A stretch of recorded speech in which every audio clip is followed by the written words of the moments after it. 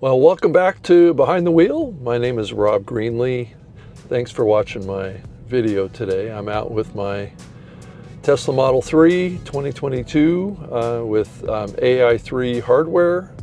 It'd be great to move up to hardware 4, and that's part of what I want to talk to you about today. So I'm out driving, trying to go on a shopping trip here, and I just got the software update, the version, was it 2025.14.3, and that is, I guess, the latest update for an AI3 vehicle.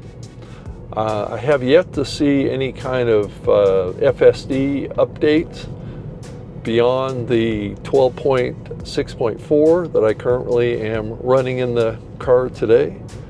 But I'm hopeful that there may be a solution on the horizon as these AI models get more, I guess the good way to call it is more efficient. So I'm going to turn on my full self-driving now. But I wanted to talk to you about a couple things that I've been thinking about. I know that it's only a few weeks away from the robotaxi event going on down in Austin, and the rollout of unsupervised full self-driving, and I think that is coming, and it's coming pretty fast. So I'm excited about it, but I also wanted to say that I am going into the Tesla Service Center next week, and I'm going to do a test drive of one of the new Model 3 2025 vehicles. And I guess the big thing that is on my mind, and I did ask the person that I talked to from Tesla that was inquiring about me actually getting a Cybertruck, which I'm on a waiting list to get. But I chose not to go that path. I think the path of just maybe getting a new Model 3 is something that I was considering. So next week I'm going to go in and actually test drive the new Model 3 with hardware 4 and all of the upgrades that vehicle has, and just see what the options are on around a trade-in, and trying to see what the financial aspects of doing an upgrade in the vehicle. I had thought about getting a Model Y, and I still might, but I think that the Model 3 may be the best value of all of those options. And I don't really want to spend $100,000 on a Cybertruck right now, so I think trying to keep the cost down and still be able to live in the future of sorts with full self-driving would be terrific. To be able to have a vehicle that could be totally unsupervised is what I would like in my life, and what I think many people would probably like in their life. I mean, I enjoy the version that I have now, the 12.6.4, but do feel like it's not really at the cutting edge anymore. And I think for Tesla that may be kind of a big issue for them going forward, with a lot of their early adopters and loyal fans that bought their older models, right, that have been involved in Tesla for a while. And I have kind of mixed feelings about this. I also know how technology works, and I think I've alluded to this in past videos, that there is this concept that, it's the same thing with an iPad or your iPhone. Eventually you just have to move to better technology. So I think I'm going to go to Costco here. So that seems like the thing that I always do on Sundays or Saturdays, and it's most convenient for me to actually do my videos when I do that. So if you've seen a pattern of my videos being involved in going to Costco, then that's a big thing. So that's where I do most of my shopping. But to get back to what I was talking about as far as what's happening with this vehicle for me, and I just wanted to give you an update. You know, it's been hard to come up with reasons to give you an update here on this show because there just isn't any really significant movement in the technology of this car from the standpoint of the software updates on the full self-driving, which I think is the most remarkable aspects. Now, certainly there's the aspects of just regular updates to the vehicle, and this software patch that I got here just most recently had, you know, some updates to other areas of the software stack as well, offering other capabilities and upgrades and bug fixes and all sorts of stuff, which is normal, and I think also really, really important. But in the bigger picture of things, as we move into this new era of unsupervised driving, I kind of want to live at that edge and experience that and really understand it, because I think it does have profound impact on what the future of our society looks like and the future of this integration that we're seeing with AI, robotics, and automation, and how that's going to impact our lives. And I think all of us, you know, have this conundrum that we're in. Do we support AI integration into our lives, or do we push back against it? Do we hold on to kind of all the human elements of life, or do we turn over elements of life to artificial intelligence? And I'm increasingly thinking that, you know, we just have to accept the fact that this technology is here, it's coming, it's getting better, it's evolving, it's going to take a larger chunk of our human life and how we see ourselves interacting in our world going forward. And, you know, I think we all have to make this big judgment. Do we integrate it? Do we accept it? Do we find some way to have, you know, a carve out for human aspects and a carve out for how humans interface and take advantage of this intelligence that we're going to be able to tap into to hopefully improve our lives and make them better, make them more efficient, make our lives maybe a little bit easier.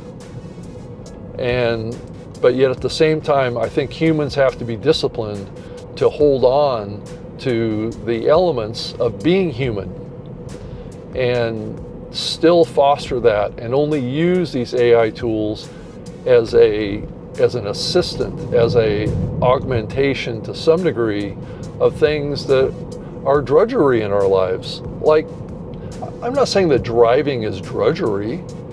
I kind of look at it from this perspective that it actually adds to. It doesn't necessarily take away. I enjoy it driving because I also don't like the fact that occasionally as a human driver, I will make mistakes. And I have had a history of getting into accidents. And I have had a history of missing exits and missing turnoffs on freeways, especially when I drive into New York. It's such a confusing madhouse.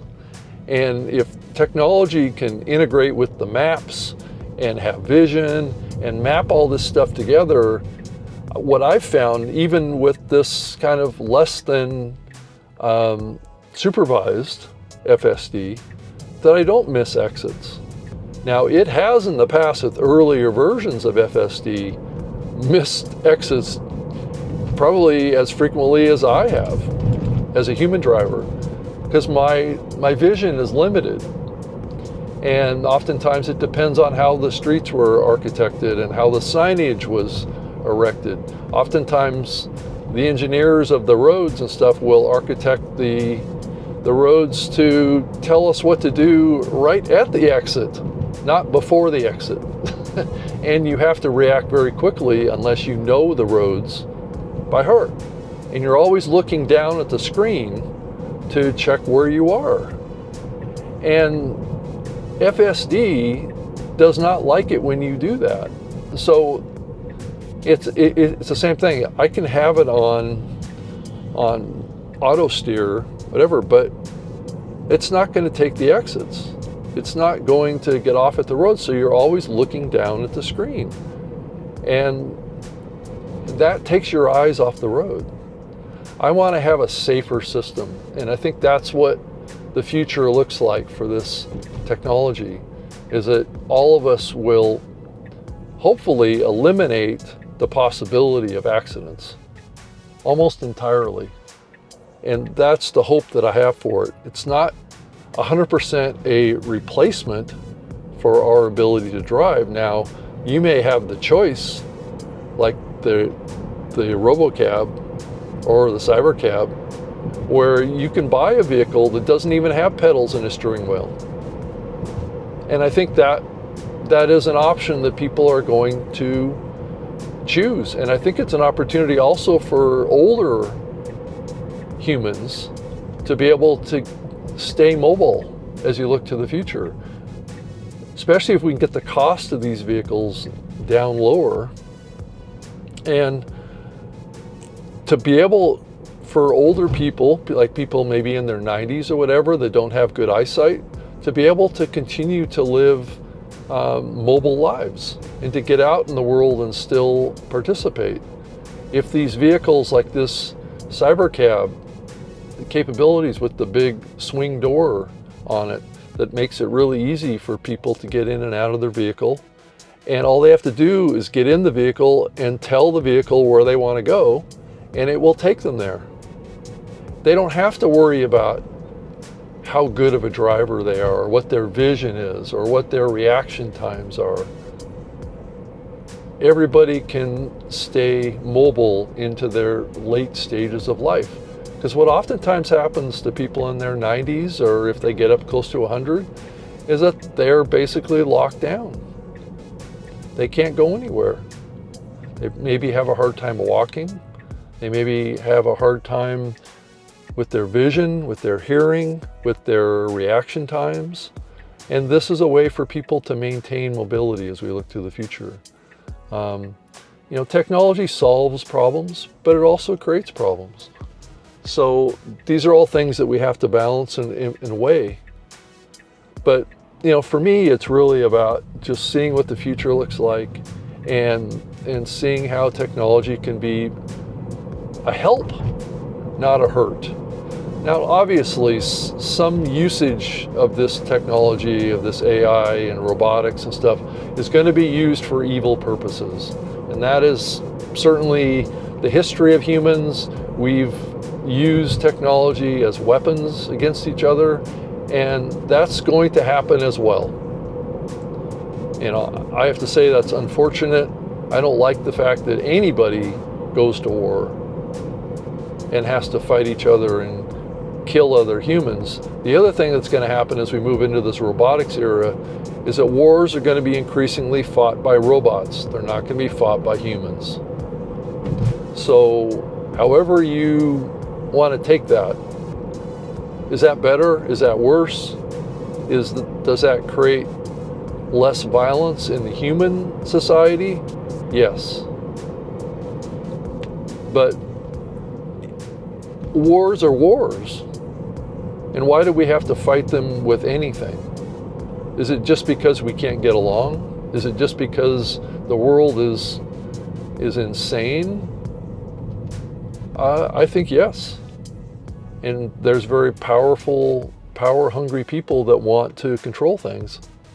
But that's kind of a separate topic. But anyway, I just wanted to get in here and tell you what I was thinking at this point with what's happening with Tesla. It looks like that the Tesla business is being challenged in Europe right now around this whole perception around Elon, and it's really kind of a fallout from all this negative attention that Elon's gotten in Europe. And it's really, I think, not a long-term problem. But it's something that's there right now. It's kind of turning around here in the US. Sure, there's a lot of negative attention that was around Tesla up to this point, but I think the stock is starting to come back. This robotaxi announcement is going to bring a different level of attention to Tesla that is going to change the conversation. So I'm hopeful and looking forward to what's coming here in June. And I'm also increasingly seeing more optimism around the Optimus robot and what that means for our society and our culture too, as Elon says he's going to be building anywhere from 5,000 to 10,000 robots by the end of the year, that he's going to allow Tesla employees to test drive or test use or whatever you want to call it. And we shall see how that develops. But that's going to be probably one of the biggest revolutions in our culture and our society, is to have humanoid robots engaged in all parts of our lives. And I think that day is coming. You know, it may be a few years off, but I think it is coming, and it's going to be a very interesting time. And all of us that are watching this right now are likely going to see that come to fruition. There's talk about 1 billion robots in the world by, I think, 2050 was the date that I saw. So I'm almost to Costco, so let me just wrap it up and just say thank you for watching my channel. I appreciate it, and have a wonderful next week. And thank you for watching my channel. Please follow and subscribe to at Rob Greenlee on YouTube, and I appreciate you being here. Thank you. And if you wanted to reach out to me directly, I have an email address, rob.greenlee@gmail.com. Sorry, I gave you the wrong email address. It's rob.greenlee, Greenlee, @gmail.com. I'd love to hear from you. And let me know your thoughts in the comments below as well. So thank you for being here with me. I appreciate it. Okay, bye-bye.